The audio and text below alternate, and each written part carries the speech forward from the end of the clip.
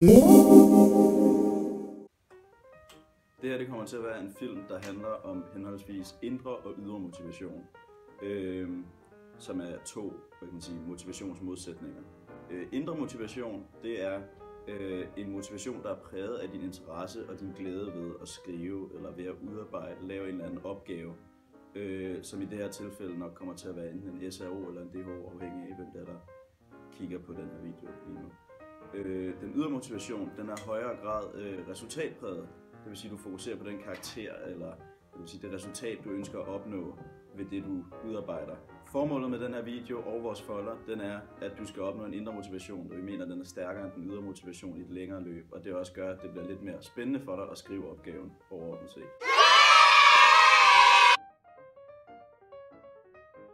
Det første råd, vi har, det er, at du skal vælge et emne, der interesserer dig. Og det er simpelthen af den simple grund, at interesse er fuldstændig grundlæggende for den indre motivation. Hvis du skal have glæde ved at skrive noget, hvis du skal interessere dig for det, du skriver, så skal du selvfølgelig vælge et emne, der også interesserer dig.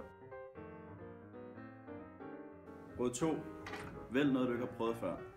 Du skal vælge noget, du ikke har prøvet før, af den simple årsag, at det virker mere nyt, det virker mere spændende.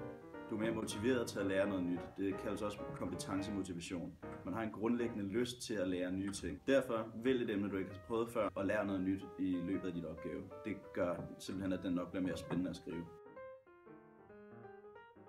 Råd 3. Lad være med at fokusere på dine karakterer, imens du skriver. Karakterer, de kan være en motivationsfaktor til, at du skriver mere. Det har simpelthen noget at gøre med, at vi ønsker, at du skal have en indre motivationsfaktor, ikke en ydre motivationsfaktor.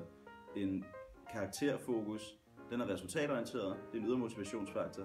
Det er ikke, hvad vi er interesseret i, du skal have. Lad være med at fokusere på dine karakterer, fokusere på glæden ved at skrive, og enjoy. Råd 4, det er, at du skal have selvtillid, og det skal du simpelthen have af den simple årsag, at når du har selvtillid inden for det område, du skriver, eller du føler, du har styr på det, så er der større chance for, at du er motiveret til at blive ved og slide i det, og der er større chance for, at du rent faktisk er glæde ved at udarbejde din opgave. Råd 5 er, at du skal have feedback af andre, fordi det er blevet påvist, at du arbejder bedre, hvis du får positiv feedback og konstruktiv kritik, og det hjælper dig også med at skrive en bedre opgave.